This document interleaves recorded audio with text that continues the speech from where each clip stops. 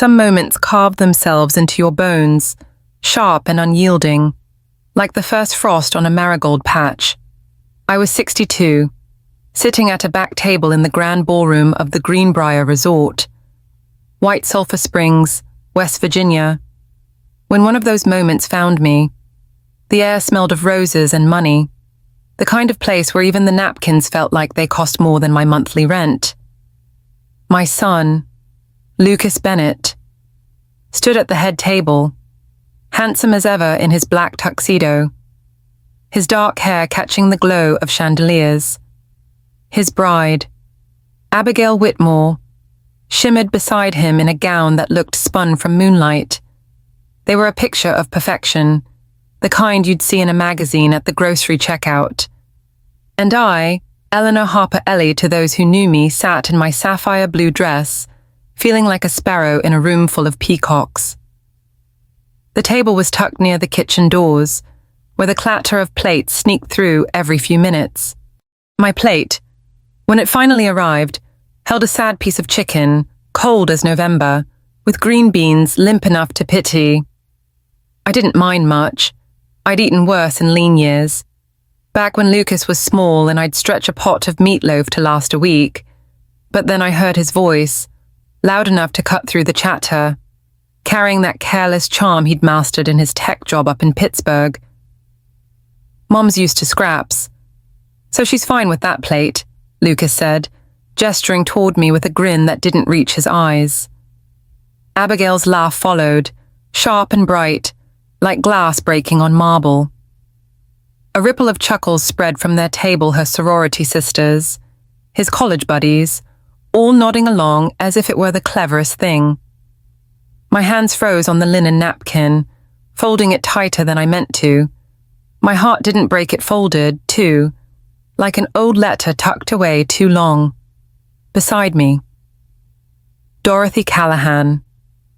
Dottie to everyone leaned close, her grey curls brushing my shoulder. She was Abigail's great aunt, a retired schoolteacher with eyes that saw more than most.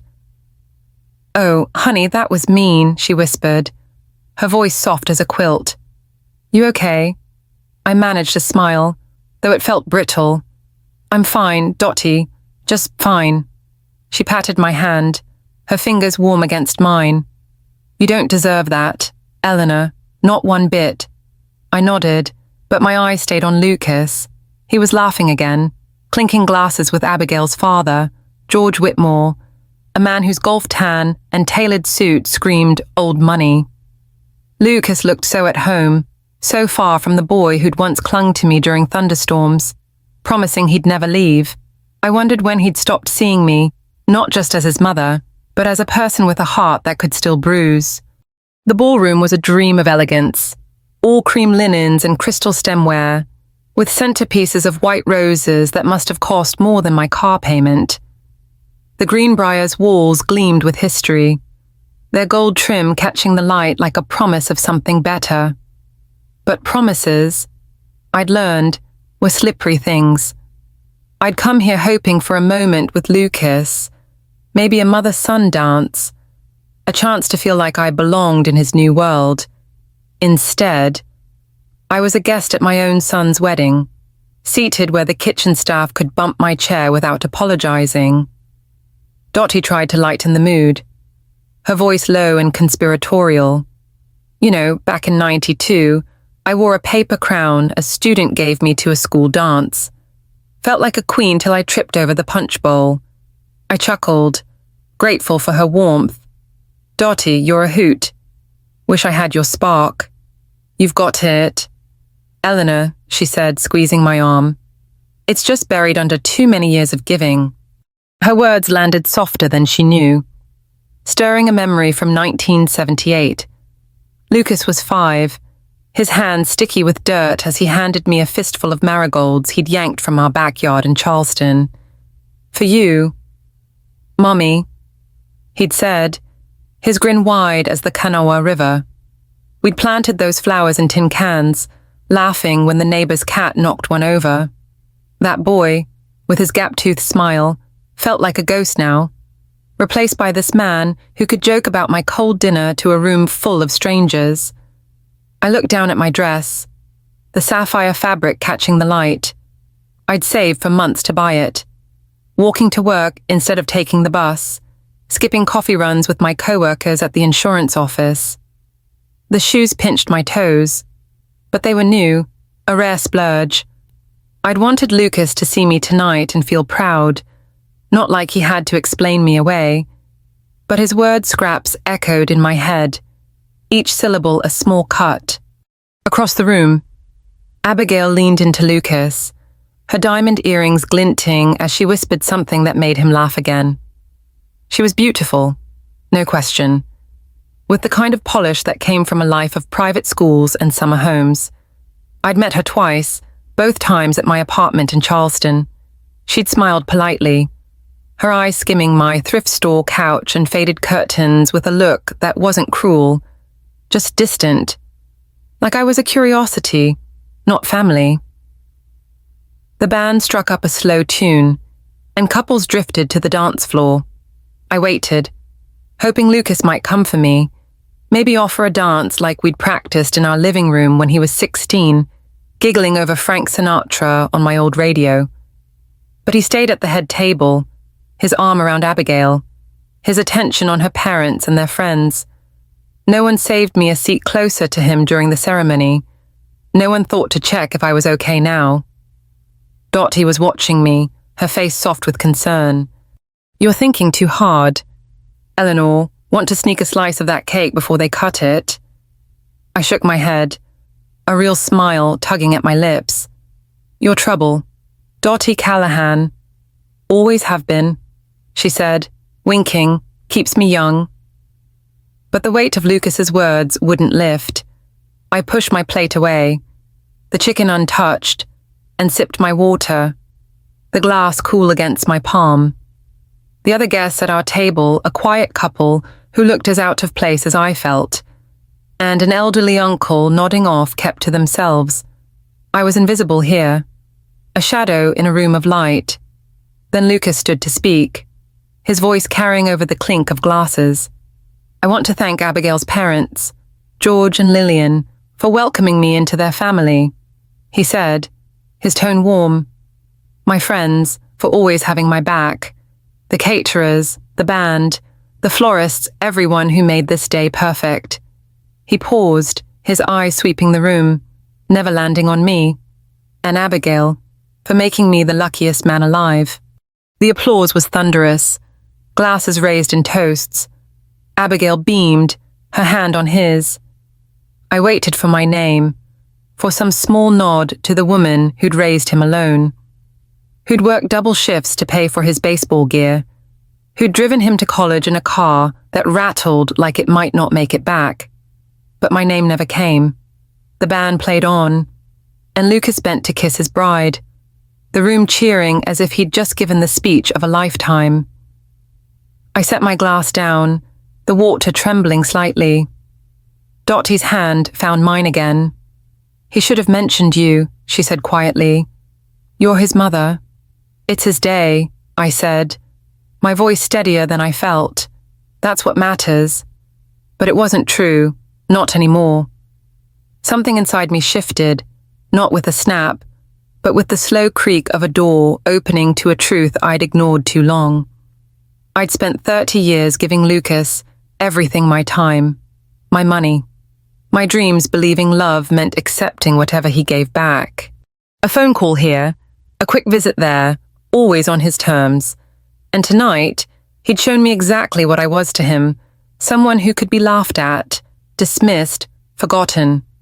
I stood, smoothing my dress, the sapphire fabric cool under my fingers. "I'm stepping out for some air." "Dottie," I said. She nodded, her eyes knowing. "I'll be here if you need me." The lobby was quieter, the marble floor gleaming under soft lights. I passed guests in silk dresses and tailored suits, their laughter fading as I reached the front doors. Outside, the June night was warm, the air thick with the scent of cut grass and distant honeysuckle. My Honda Civic sat at the far end of the lot, its faded paint a stark contrast to the sleek BMWs and Teslas lined up like trophies. I walked to it, my heels clicking on the pavement, the sound grounding me. In my purse, my phone felt heavy. I pulled it out, opened my email, and started typing. The words came slow at first, then faster, each one a step away from the woman I'd been. Lucas, tonight, you showed me who I am to you. Your words about me making do with scraps weren't just cruel, they were true. I've spent 30 years accepting scraps of your time, your respect, believing that's what love looks like. I taught you to see me as less, and that's my mistake, no more. I'm stopping the $400 I've been depositing into your account every month. Money I saved by skipping meals. I'm cancelling the credit card you've used for your gym, your trips, your emergencies. And I'm selling the South Hills house, the one I paid for with years of overtime. It's mine, not yours. Despite what you assumed, I'm not angry. Lucas, I'm grateful. You freed me to live for myself. I wish you and Abigail happiness, but I won't be your safety net anymore. With love, Mom. I didn't send it yet. I needed to sit with it, to be sure, but as I slipped the phone back into my purse, a calm settled over me. Like the first light after a long night, I looked back at the Greenbrier, its windows glowing with celebration, and knew I wasn't going back inside. Driving home to Charleston, the white lines of the highway blurred under my headlights. The radio stayed off, the silence filled only by my breathing and the hum of the engine. I thought of 1978 again, Lucas's small hand in mine as we planted those marigolds, their golden petals bright against the dirt. I'd been his whole world then. Now, I needed to be my own. Back in my apartment, I kicked off my shoes, the sapphire dress pooling on the floor. I sat at my kitchen table, the same wobbly one where Lucas had done his homework, and opened my laptop. The email was still there, waiting. I read it once, twice, then clicked send. The clock read 2:14 a.m. I poured a glass of wine from a bottle I'd saved for a special day that never came, and raised it to the woman I was becoming. This isn't just my story, it's for anyone who's ever felt invisible in a room full of people. Have you had a moment that broke your heart but set you free? Share it in the comments below. And don't forget to subscribe to our channel for more tales of courage and heart. There's more to come, and I promise it's worth the journey. The invitation didn't just show up, it landed like a pebble in a still pond, sending ripples through my quiet life.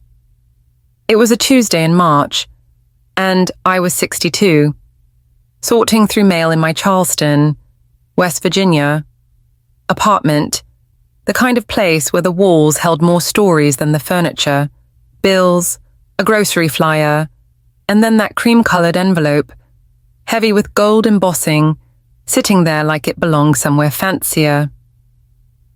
Mr. and Mrs. Lucas Bennett request the honor of your presence at the marriage of their son. Lucas to Miss Abigail Whitmore. My boy, Lucas, was getting married at the Greenbrier Resort in White Sulphur Springs. And I, Eleanor Harper Ellie, to anyone who'd shared a coffee with me, wasn't asked, wasn't consulted, just informed, like I was the neighbor down the hall who'd once lent him a lawnmower. I set the envelope on my kitchen table, next to a chipped mug I'd bought at a flea market in 1978, back when Lucas was 5, and thought burnt toast was a gourmet breakfast. The table was scratched, wobbly, a thrift store find that had seen us through algebra homework, late-night talks about his first crush, and the time he carved his initials into it with a butter knife, grinning like he'd invented art. Now, Lucas was 28, a software engineer in Pittsburgh, living in a loft I'd never visited, his life as distant as the Kanawha River at midnight. I'd raised him alone after his father walked out, working double shifts at the insurance office, skipping dinners to pay for his baseball cleats, or that graphing calculator he needed for calculus. I didn't mind then. A mother's heart doesn't keep a ledger. But that invitation, it wasn't an invitation, it was a memo, a polite way of saying, "Show up, Mom, but don't expect to matter." I sat down, the chair creaking under me, and read it again, hoping I'd missed something, a note, a call to come early and help pick flowers. Nothing, just June 15th, the Greenbrier Resort, black tie optional, black tie. I owned one decent dress, a navy number from 5 years ago. Bought for Lucas's college graduation. It hung in my closet, a reminder of when he'd still hugged me in public. I called him that evening, my fingers fumbling with the phone. The apartment was quiet, just the hum of the fridge and the distant bark of a neighbor's dog. "Hey, honey," I said when he picked up, my voice brighter than I felt. "I got the invitation. It's beautiful." His voice came through, distracted, like he was scrolling emails or flipping through channels. "Yeah, cool, you're coming." "Right."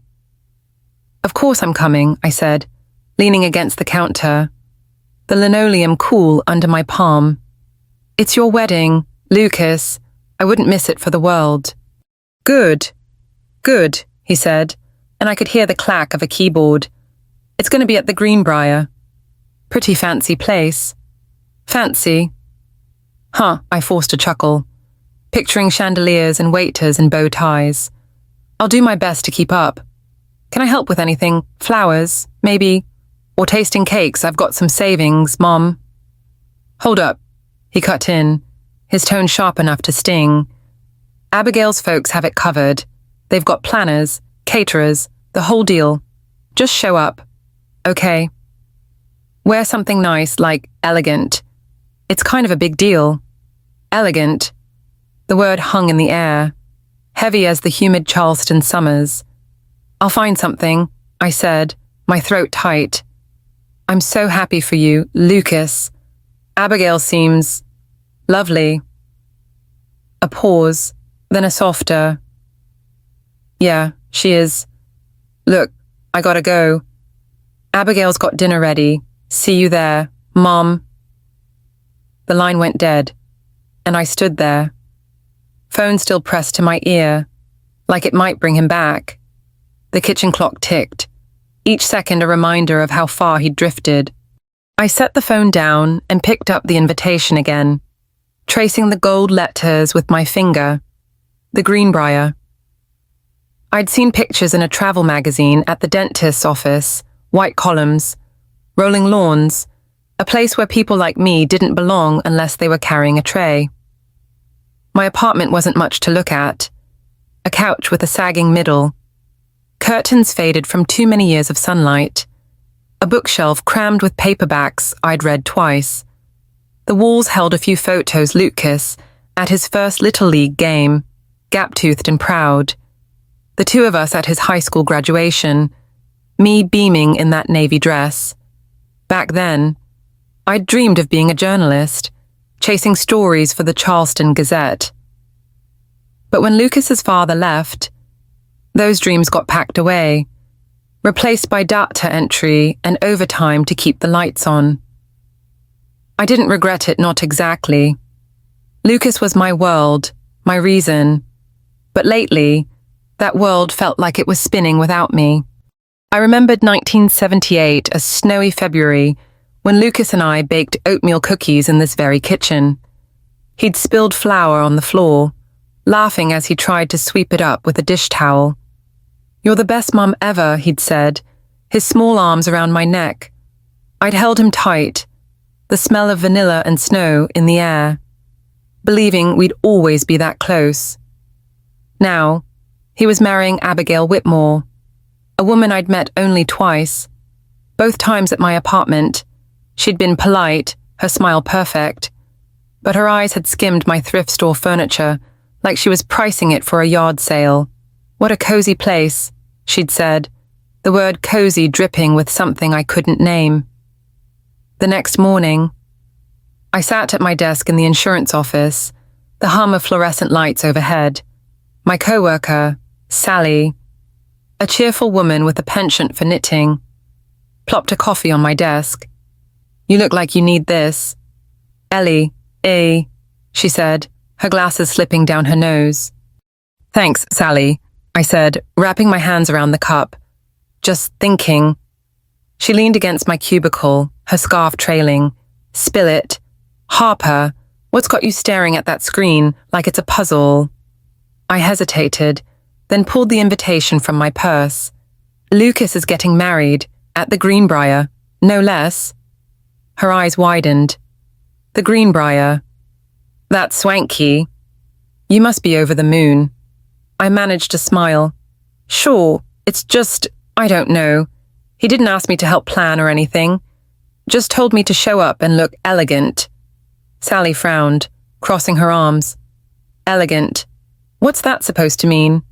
You're his mom, not some +1. I know, I said, tucking the invitation away. Guess I'm just not used to this new Lucas. He's so busy. Busy's no excuse, she said, then softened. Hey, why don't you come to dance class with me? It's at the rec center, total hoot. Might cheer you up, dance class. I laughed, shaking my head. Sally, I'd step on everyone's toes. So what she said, grinning, you deserve to laugh a little. Come on, say yes. I sighed, her enthusiasm contagious. Fine, but if I break someone's foot, it's on you. That's the spirit, she said, clapping her hands. That evening, I stood in front of my closet, staring at the navy dress. It was fine for a graduation, but the Greenbrier.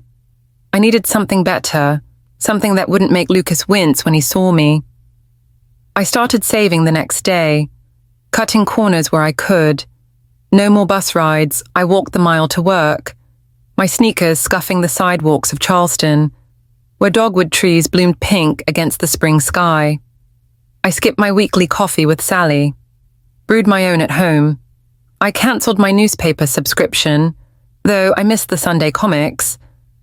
Every penny went into a jar on my counter, labelled Lucas's Day in my neatest handwriting. By May, I had enough for a dress. I drove to a department store in South Charleston, the kind with escalators and perfume counters that made me sneeze. The saleswoman, a young thing with a name tag reading Kayla, helped me pick a sapphire blue dress, simple but elegant, with a neckline that didn't scream for attention. This is perfect for a wedding, she said, holding it up. You'll look like you belong. I smiled, hoping she was right. Let's try it. In the dressing room, I slipped it on, the fabric cool against my skin. The mirror showed a woman I hadn't seen in years, graying hair, yes, but a spark in her eyes, a hint of the girl who'd once written poetry in college. I bought the dress and a pair of black heels that pinched but made my steps feel purposeful. I even splurged on a hair appointment. The stylist chatting about her grandkids as she trimmed my ends and added soft waves. You're gonna turn heads, she said. And I laughed, not quite believing her. The dance class with Sally was a disaster. But the good kind. I tripped over the instructor's feet, spilled coffee on my shirt, and laughed harder than I had in years.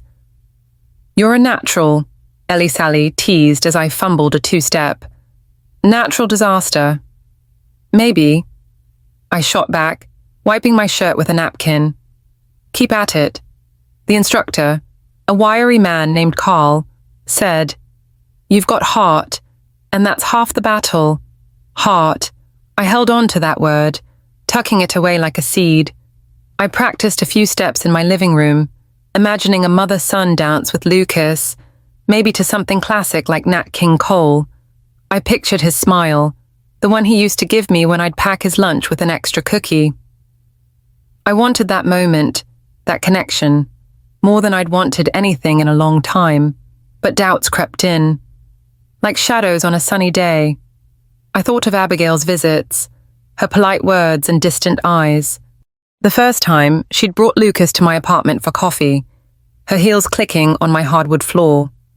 This is so charming, she'd said, her gaze lingering on my mismatched mugs.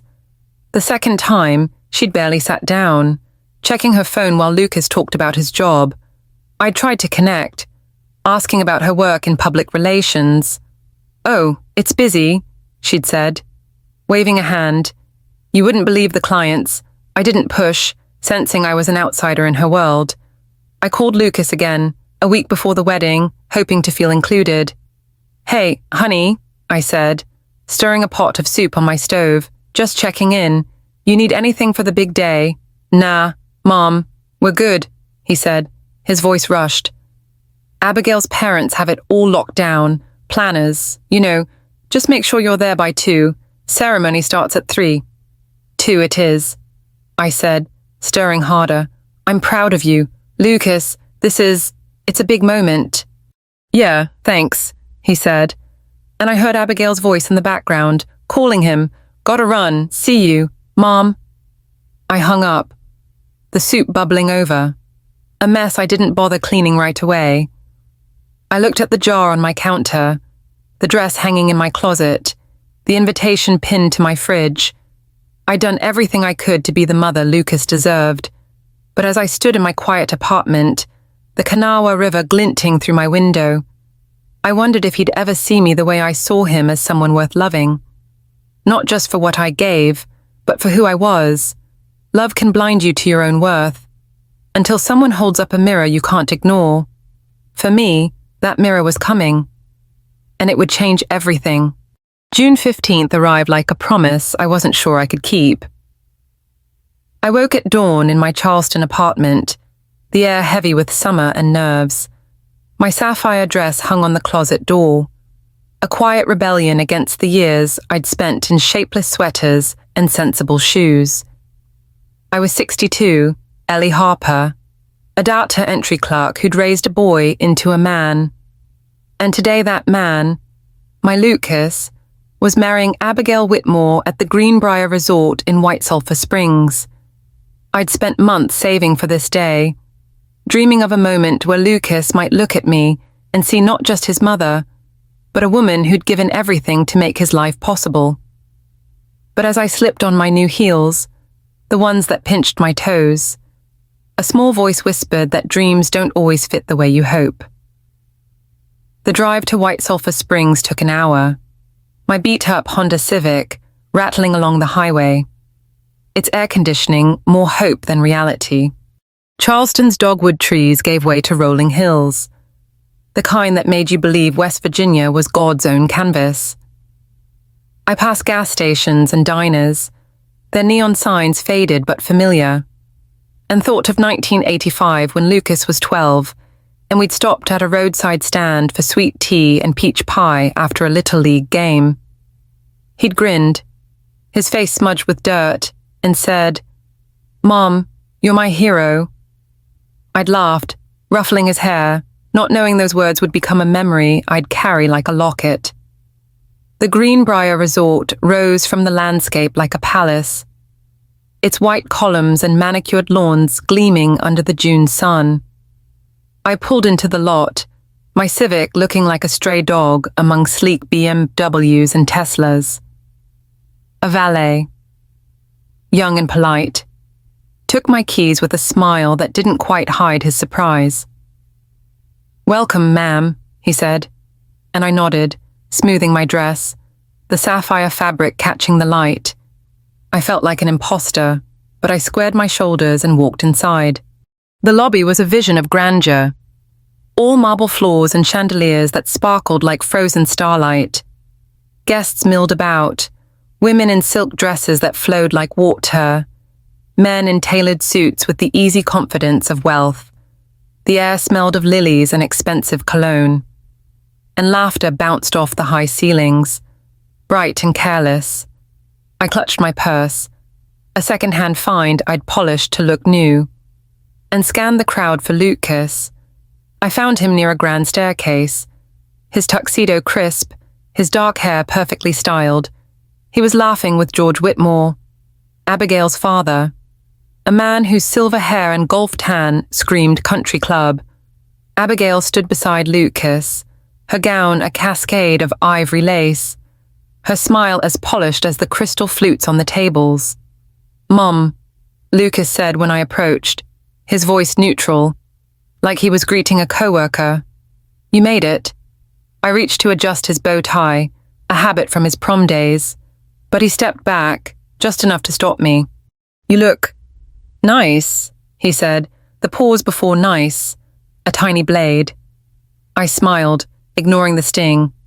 "You're so handsome." "Lucas," I said, my voice warm. "This is a big day." "Yeah, thanks," he said, his eyes already drifting back to George. Abigail nodded at me, her smile tight, like she was posing for a photo she didn't want taken. George extended a hand, his grip firm. "You're Lucas's mother, Eleanor."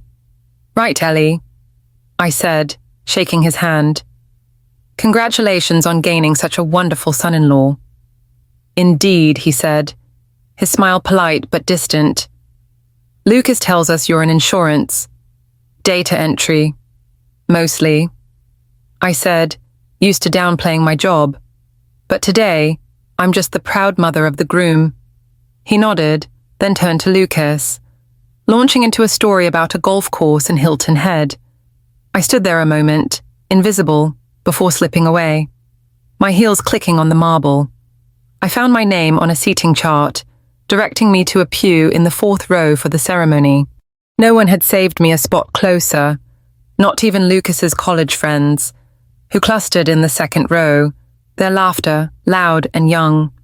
The ceremony was beautiful, a blur of roses and vows.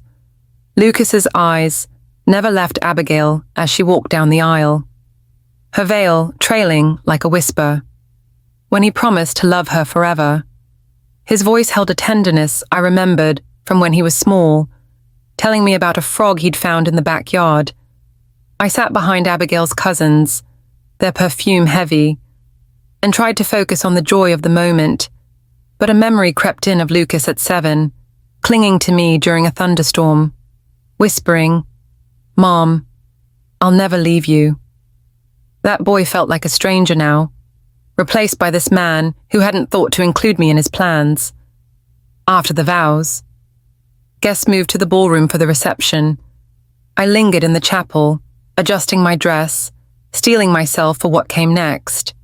The ballroom was a dream of elegance, with white linens, crystal stemware, and centerpieces that looked like they'd been sculpted by artists, not florists. I found my place card at a table near the kitchen doors, tucked in a corner where the clatter of dishes was a constant hum. The other seats held Abigail's great aunt, Dorothy Callahan Dotty, a warm woman with grey curls and a teacher's kindness, a quiet couple who seemed as out of place as I did, and an elderly uncle who kept checking his watch. Dotty leaned over, her eyes twinkling. "This place is something. Isn't it too fancy for me? I'd rather be in my garden, weeding my roses." I smiled, grateful for her ease. "It's like stepping into a movie." "Dotty, I keep waiting for someone to yell, 'Cut,'" she chuckled, adjusting her shawl. "You know, I once mistook a napkin for a shawl at my niece's wedding. Wore it all night till someone pointed it out. Felt like a fool, but I laughed it off." "You're a hoot," I said, my shoulders relaxing. "I bet you kept everyone entertained." "Always try," she said, winking. "Keeps the grey hairs from winning." Our table was a small island in a sea of wealth. At the head table, Lucas and Abigail glowed, surrounded by George and Lillian Whitmore and their closest friends. Lucas worked the room like a politician, shaking hands, sharing laughs, moving from table to table.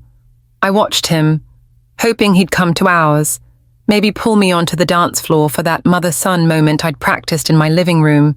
But he skipped us, his smile never faltering as he toasted with Abigail's sorority sisters and his tech buddies. My meal arrived late, the chicken cold, the green beans limp under a sheen of grease. I didn't complain, the servers looked harried, and I'd eaten worse. Dotty's plate was lukewarm but presentable, and she nudged me. "Kitchen scraps." "Huh. They must have known I'm used to my own cooking." I laughed softly. picking up my fork. Guess we're the lucky ones, getting the character-building meal. But then it happened. Lucas's voice carried across the room, loud and careless, as he leaned toward Abigail. "Mom's used to scraps, so she's fine with that plate," he said, gesturing toward me with a grin that felt like a slap. Abigail's laugh was sharp, a tinkling sound that cut through the chatter. Her friends joined in, their giggles rippling outward, followed by Lucas's college buddies, who covered their mouths like it was a private joke gone public. I set my fork down, my hand steady despite the earthquake in my chest. The room didn't stop, but it slowed, the laughter echoing in my ears like a song I'd never unhear. Dottie's hand found mine under the table, her grip fierce. "Eleanor, that was unkind," she whispered, her voice trembling with anger. "You don't deserve that." I nodded, my throat too tight to speak. My eyes stayed on my plate, the chicken blurring as I blinked hard. I wanted to stand, to walk out, but my legs felt rooted, heavy with 30 years of giving. I thought of Lucas at 10, making me a paper bracelet for Mother's Day, saying, "You're my hero, Mom." Where was that boy now? Had he ever really seen me? Or had I just been a backdrop, someone to lean on until he didn't need me anymore? Lucas stood to give his speech, his voice warm and confident. "I want to thank George and Lillian for welcoming me into their family," he said, raising a glass. "My friends, for always being there. The caterers, the florists, everyone who made this day perfect. And Abigail, for making me the luckiest man alive." The room erupted in applause, glasses clinking, tears wiped away. I waited for my name, for some small nod to the woman who'd raised him alone, who'd sewn his Halloween costumes and driven him to college in a car that coughed the whole way. But he sat down, his arm around Abigail, and my name was nowhere in his words. Dottie squeezed my hand again. "He should have mentioned you," she said, her voice low. "You're his mother. Ellie." "It's his day," I said, my voice steady though my heart wasn't. "That's what matters." But it wasn't true. The weight of his words scraps settled in my bones, each one a truth I'd ignored too long. I'd spent decades accepting scraps of Lucas's time, his attention, believing love meant taking whatever he offered. Tonight, he'd held up a mirror, and the woman staring back wasn't someone I could keep being. I stood, my chair scraping softly. "I need some air." "Dottie," I said, smoothing my dress, the sapphire fabric cool under my fingers. She nodded, her eyes soft with understanding. "I'll be here, dear, or I'll come find you if you're gone too long." I slipped through the ballroom, past the dance floor where couples swayed to a slow jazz tune. Lucas was at the head table, laughing with Abigail's father. His tie loosened, his face flushed with champagne. He didn't see me leave. No one did. The lobby was quieter, the marble cool under my heels.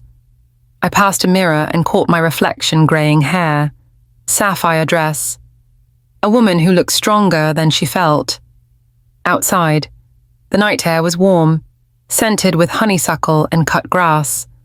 My Civic waited in the lot, a familiar anchor in a sea of luxury. I sat in the driver's seat, the door open, and pulled out my phone. The email I'd drafted on the way home last night was still there, waiting. I read it again, the words sharp and true. "Lucas, tonight, you showed me who I am to you. Your words about me making do with scraps weren't just cruel, they were true. I've spent 30 years accepting scraps of your time, your respect, believing that's what love looks like.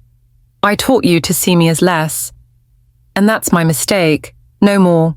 I'm stopping the $400 I've been depositing into your account every month, money I saved by skipping meals. I'm cancelling the credit card you've used for your gym, your trips, your emergencies, and I'm selling the South Hills house, the one I paid for with years of overtime. It's mine, not yours, despite what you assumed. I'm not angry, Lucas. I'm grateful. You freed me to live for myself. I wish you and Abigail happiness, but I won't be your safety net anymore. With love. Mom. I didn't send it yet. I needed to be sure. To let the weight of this night settle. But as I closed my phone and started the car, a calm washed over me, like the first light after a storm. I drove back to Charleston, the highway stretching dark and quiet, my headlights cutting through the night. The woman who'd walked into the Greenbrier, hopeful and nervous, was gone. In her place was someone I was just beginning to know.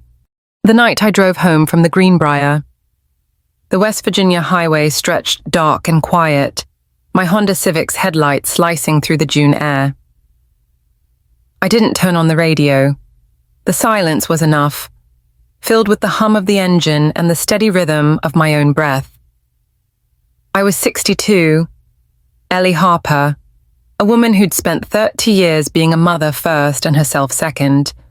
But Lucas's words, Mom's used to scraps, had cracked something open, and the email I'd sent at 2:47 a.m., listing the things I'd no longer give him, felt like the first step out of a life I'd outgrown.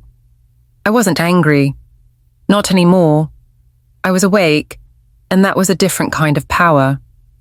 Back in my Charleston apartment, I kicked off my pinching heels and let my sapphire dress pool on the floor, a shadow of the woman who'd been at the wedding.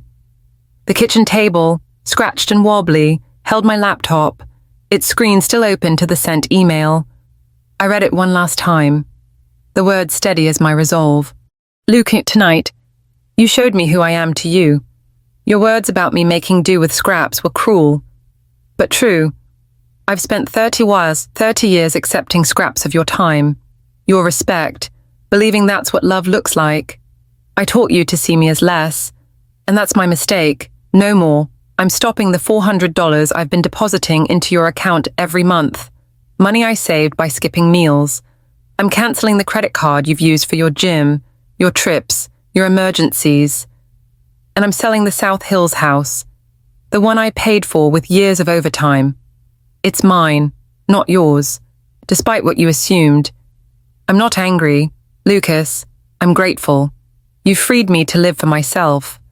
I wish you and Abigail happiness, but I won't be your safety net anymore. With love, Mom. I closed the laptop and poured a glass of wine from a bottle I'd saved for a special day that never came.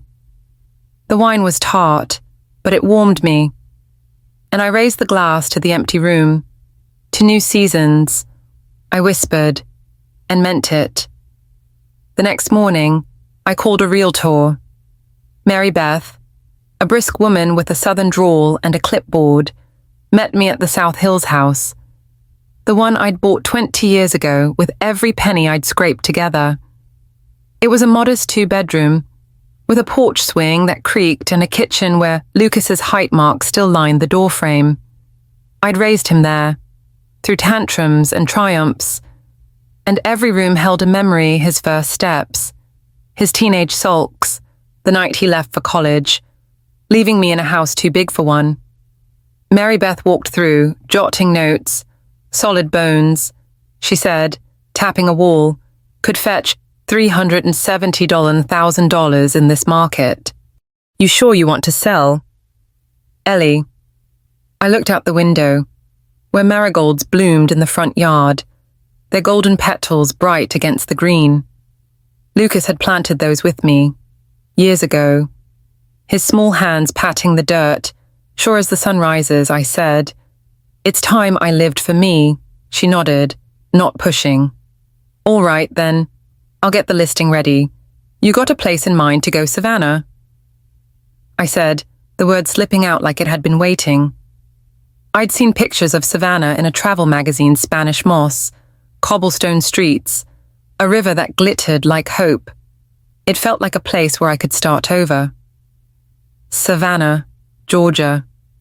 Mary Beth raised an eyebrow. That's a bold move. Bold's what I need, I said, and we both laughed, the sound easing the weight in my chest. The house sold in 5 weeks. A cash deal for $370,000. I paid off old medical bills from Lucas's childhood asthma, debts I'd carried like a second skin. The rest went into savings, a nest egg for a life I was just beginning to imagine.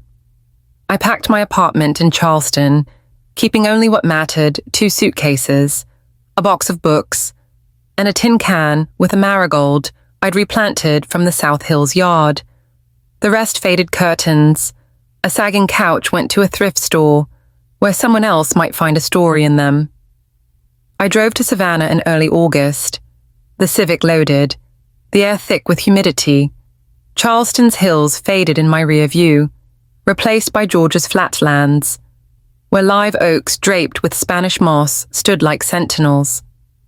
Savannah welcomed me with open arms, its river street buzzing with jazz, and the scent of pralines from candy shops.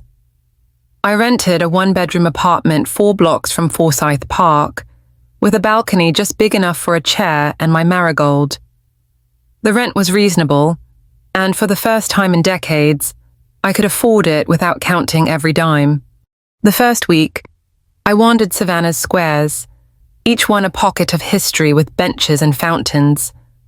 I bought sweet tea from a café and sat in Forsyth Park, watching families picnic and artists sketch. I felt like a tourist in my own life, free to discover who I was when I wasn't someone's mother.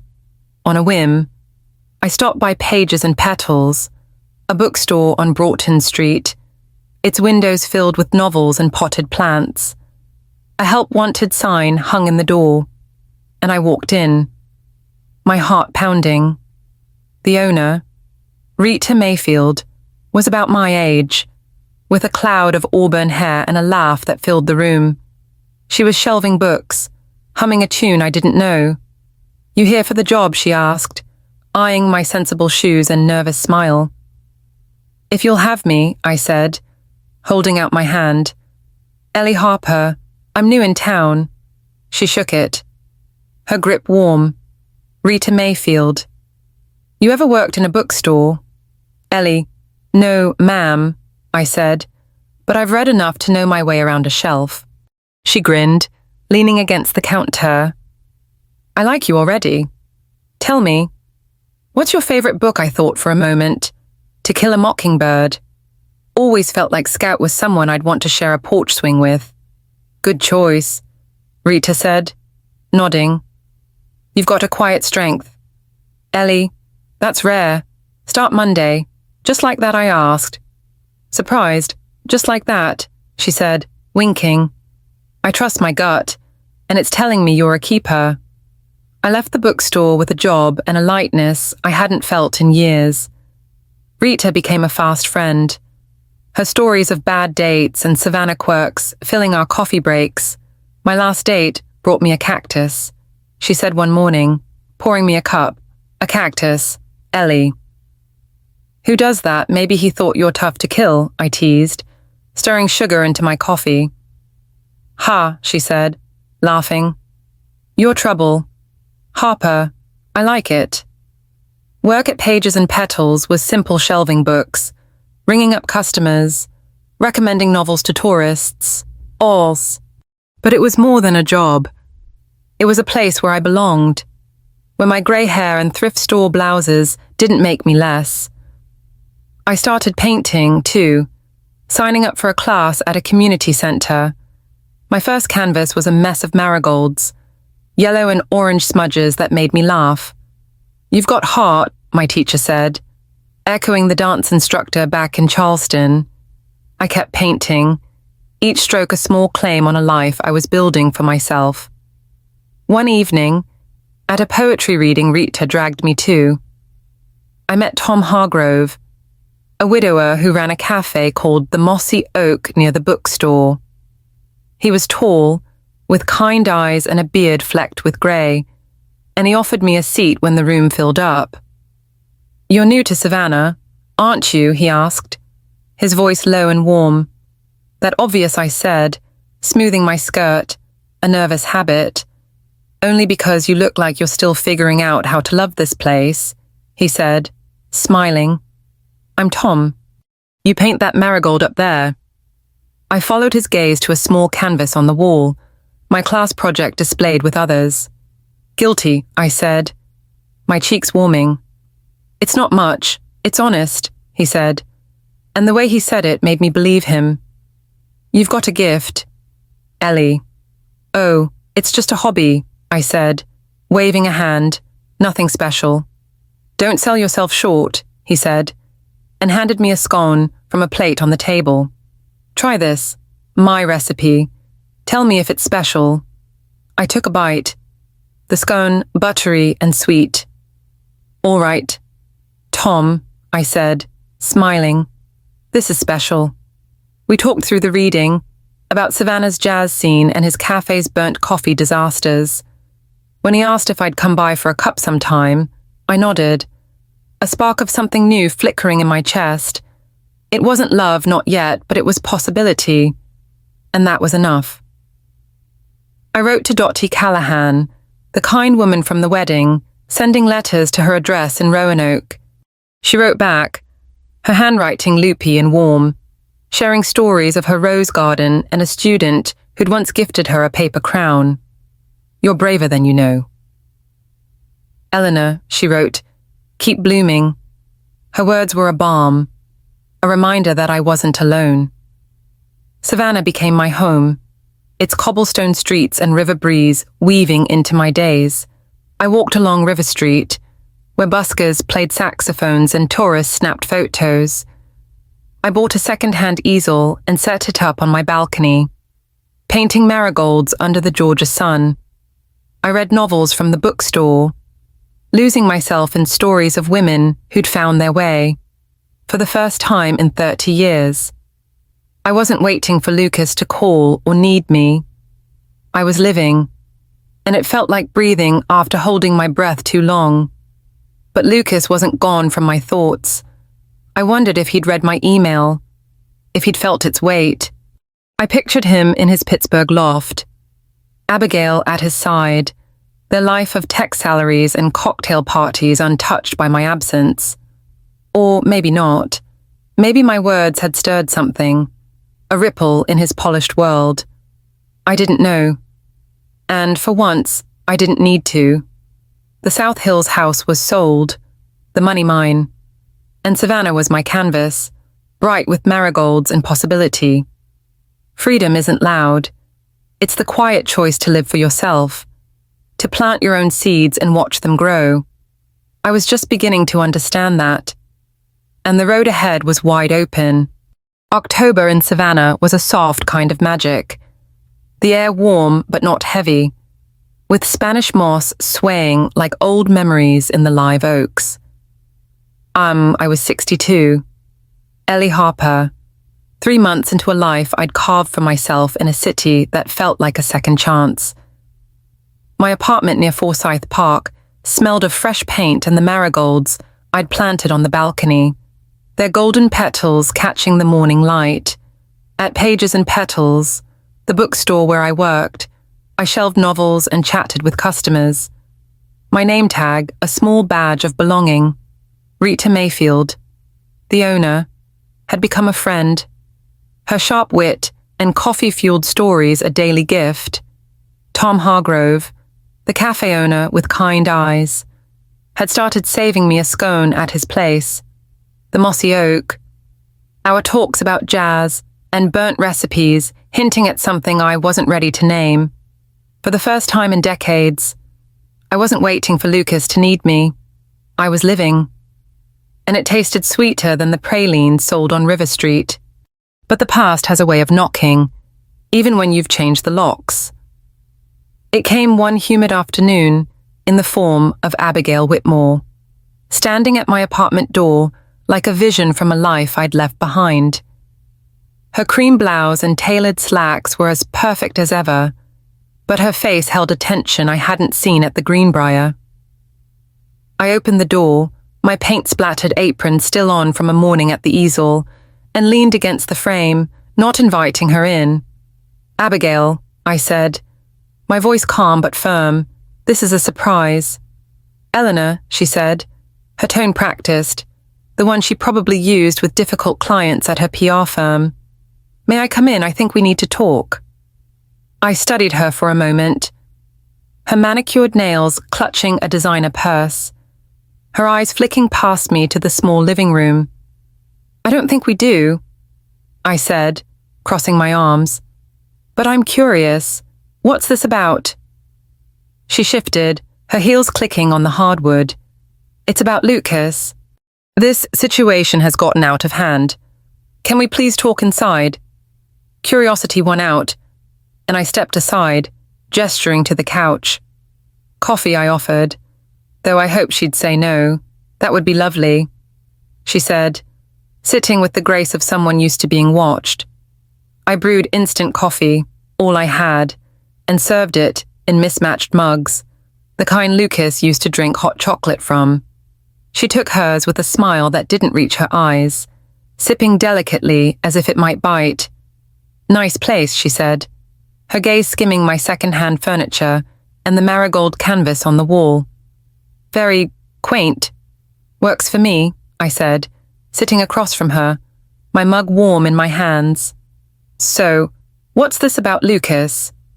She set her cup down, the clink sharp in the quiet.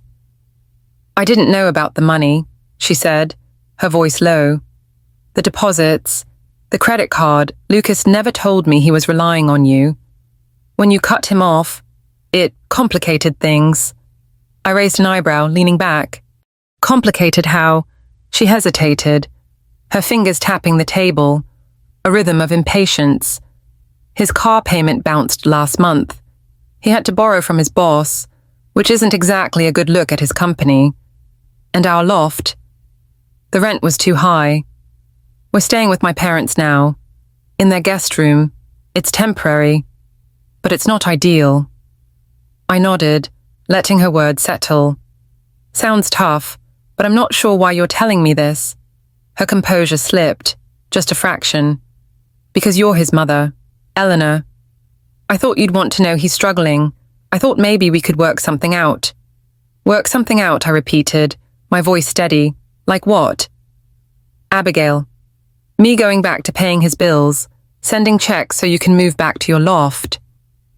"That's not what I meant," she said quickly, though her eyes said otherwise. I didn't realize how much he depended on you. If I'd known, I would have encouraged him to be more responsible." "Would you?" I asked, tilting my head. "Or would you have married him anyway, thinking his savings account was his own doing?" Her face flushed, and for a moment, I saw the woman behind the polish, someone who'd bet on a life of security and found the ground shifting. "That's unfair," she said, her voice tight. "I love Lucas, but this has been humiliating. My parents are asking questions, and I'm trying to keep things together. I'm sorry you're struggling," I said, and I meant it, but my tone stayed firm. "But Lucas is 28. If he can't manage without his mother's money, that's a problem he created, not me." She leaned forward, her voice urgent. "You're punishing him, Eleanor, selling the house, cutting him off, it's vindictive." I set my mug down, the sound deliberate. "The house was mine, Abigail. I earned it, paid for it, kept it standing through years of overtime and skipped vacations. Lucas assumed it was his someday, but assumptions aren't deeds. I'm not punishing him, I'm letting him grow." She stared at me, her lips pressed thin. "And what about family? Don't you care what happens to him? I cared for 30 years.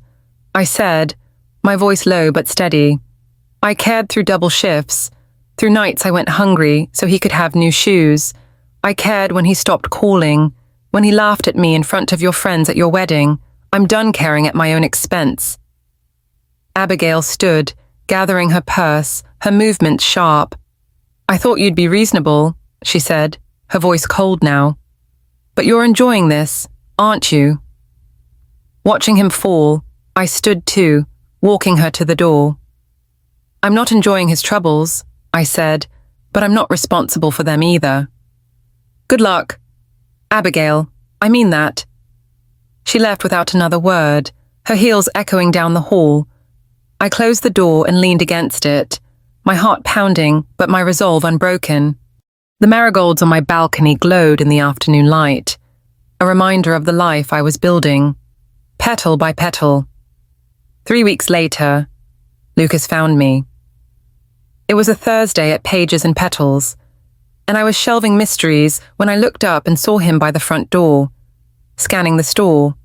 He looked thinner, his button-down shirt wrinkled, his usual confidence replaced by something raw, almost desperate.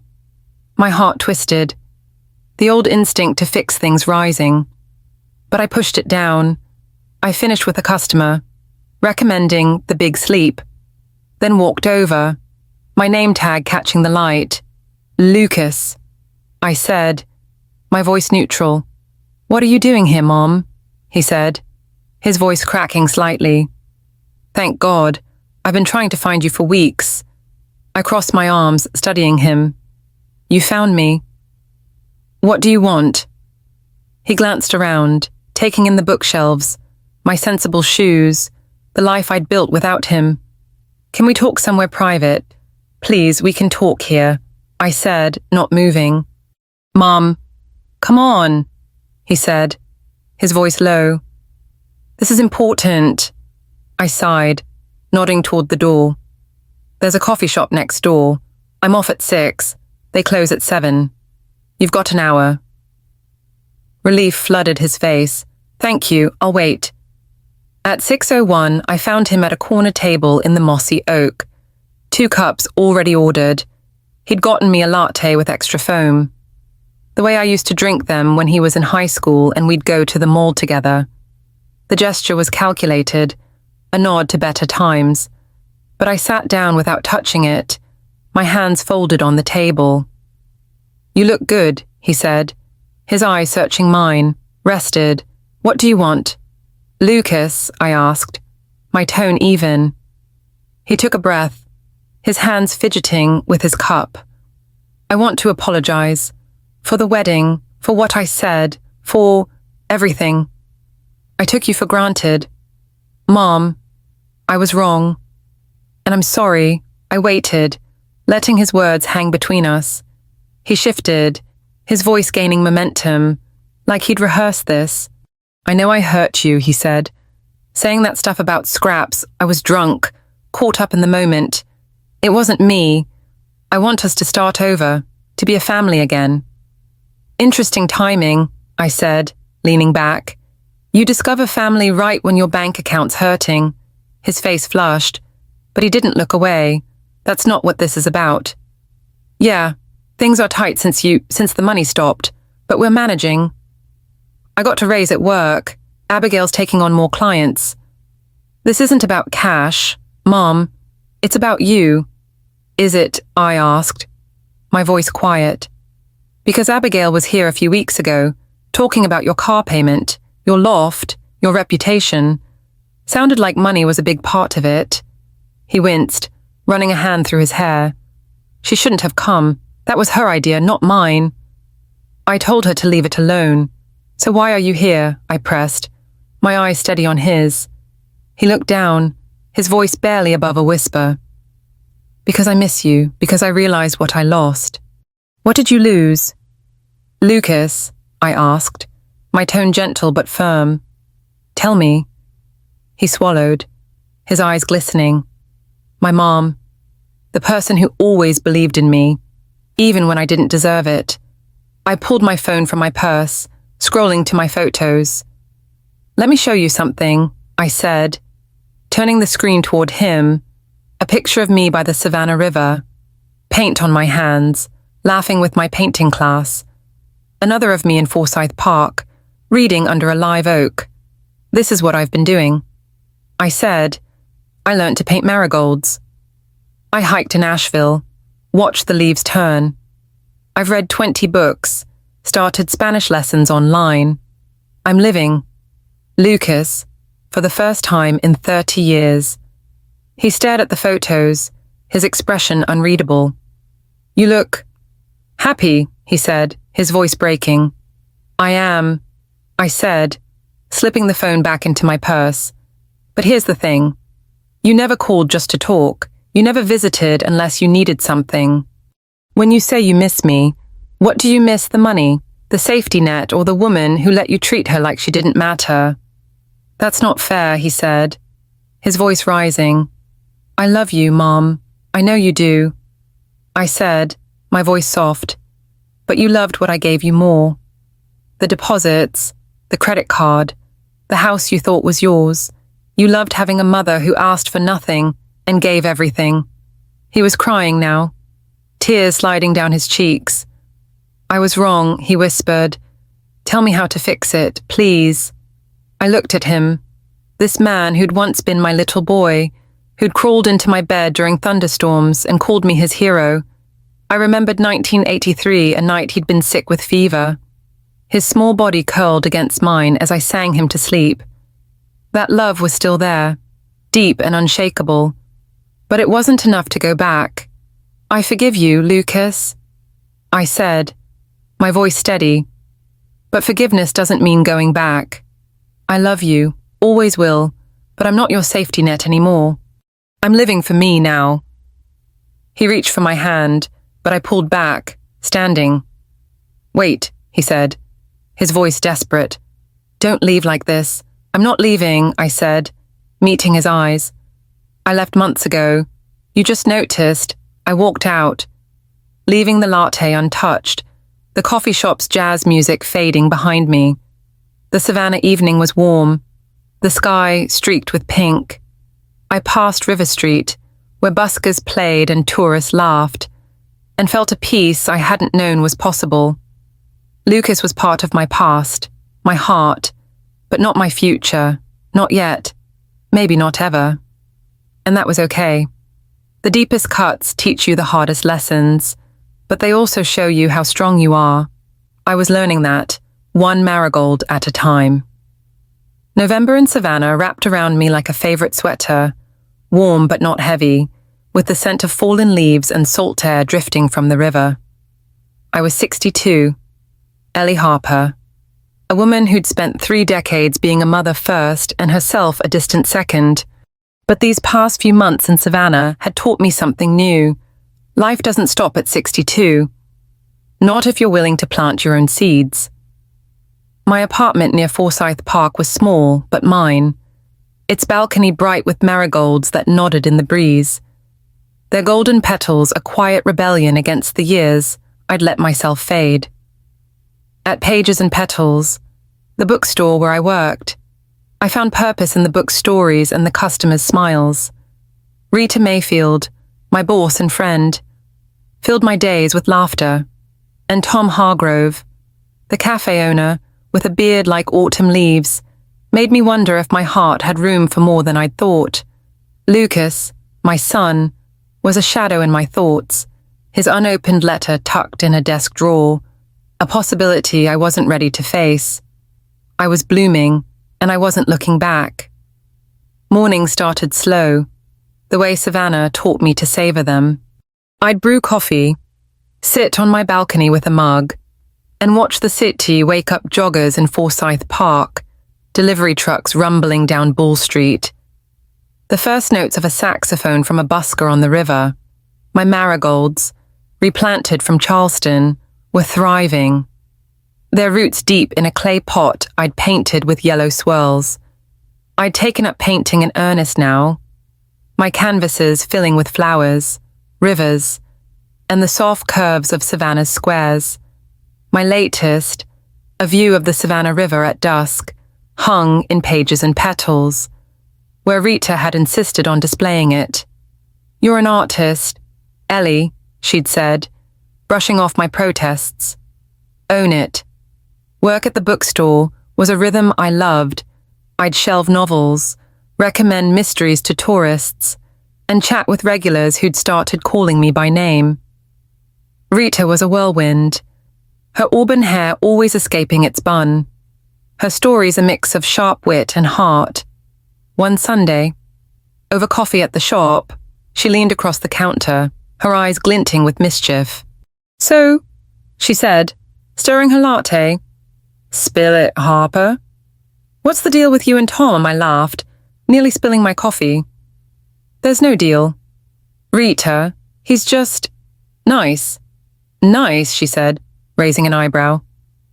The man saves you scones and talks to you like you hung the moon. That's not nice, that's interested. I felt my cheeks warm. A flush I hadn't felt in years. He's a friend, I said, stirring my coffee to avoid her gaze. We talk about jazz, books, his café, that's all. Uh-huh, she said, grinning. And I'm the Queen of England.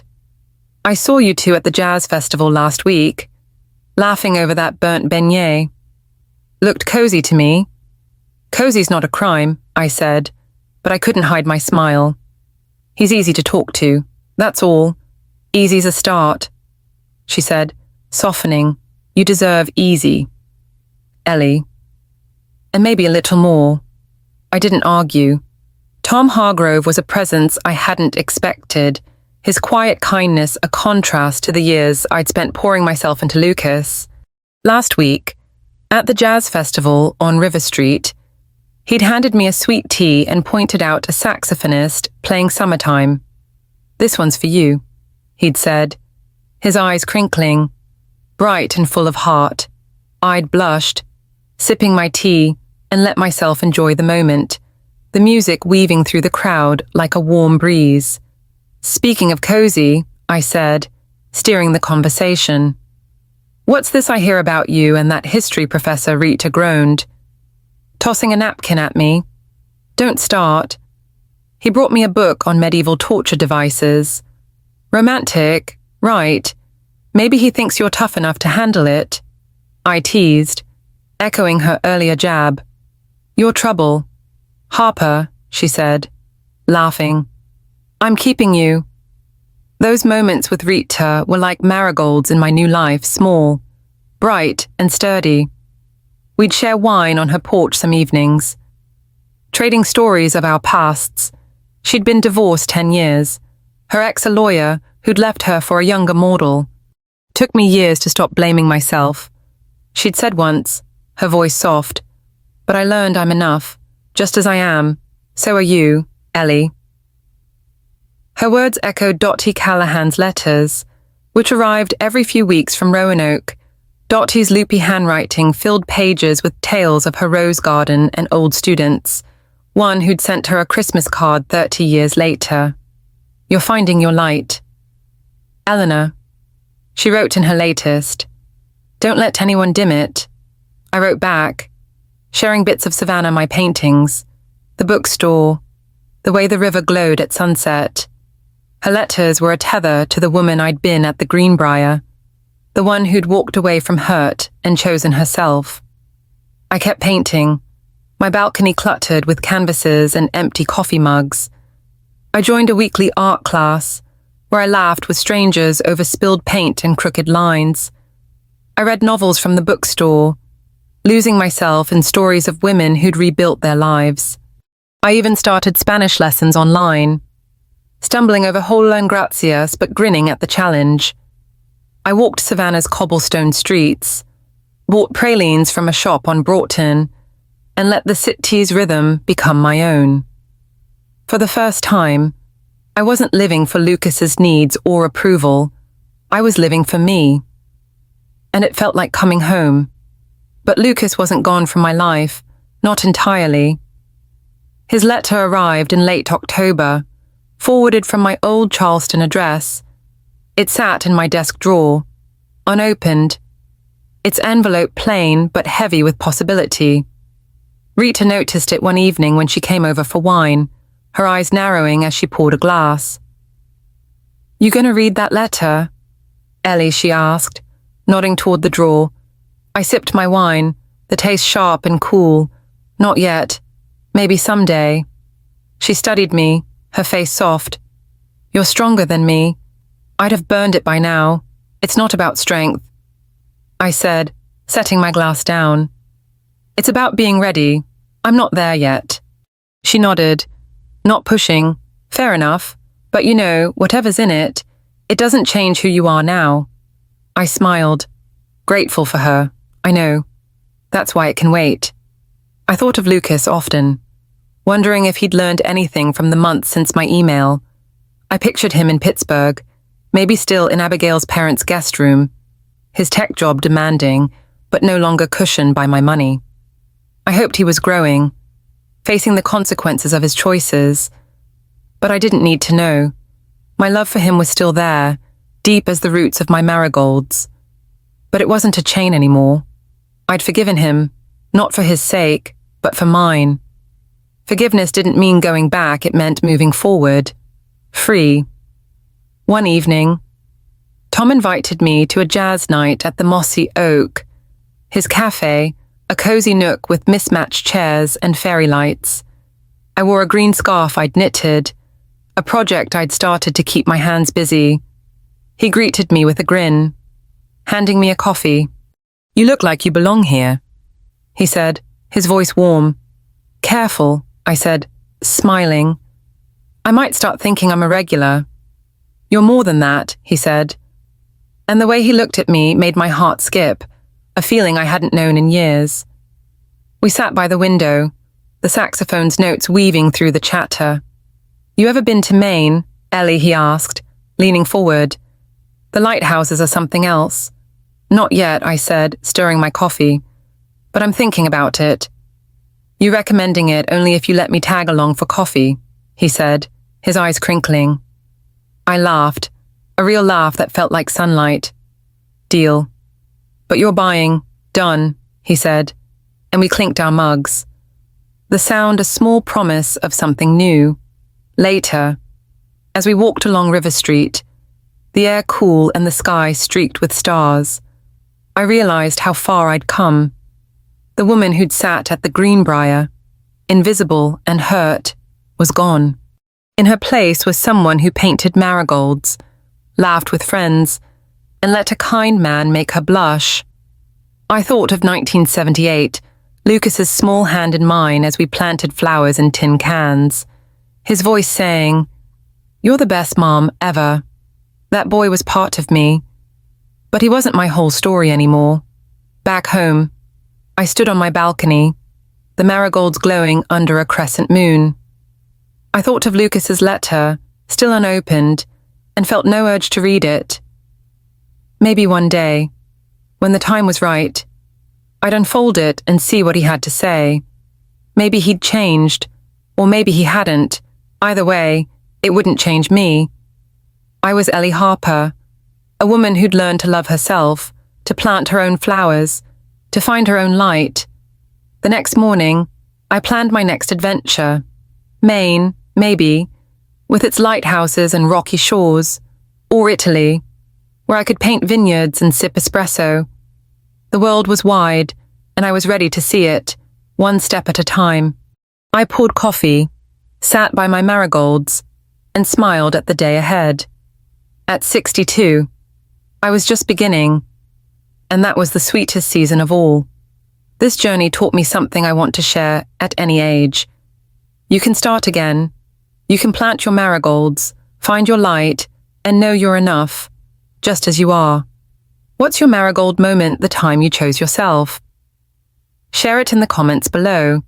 And don't forget to subscribe to our channel for more stories that remind us to bloom. No matter the season, your story matters, and I'd love to hear it.